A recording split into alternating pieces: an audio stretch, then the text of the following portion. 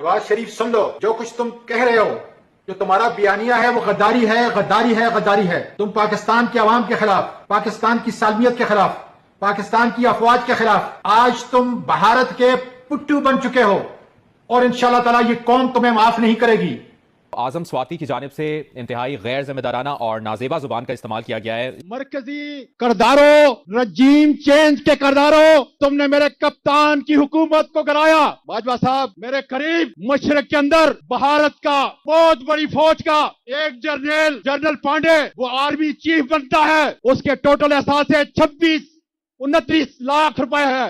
اس قوم کو بتا کے جاؤ کہ تمہارے اثاثے کتنے ہیں، کہاں سے لائے ہیں۔ جنرل باجوہ، میری قومی سلامتی میں کون سا ایسا ادارہ ہے جس میں چند ایسے بغیرت ہیں کہ جو اپنے قوم کی ماؤں بیٹیوں کا، ان کے شرم اور ان کی عزت کا لحاظ نہیں کرتے کہ عمران خان کو قتل کرنے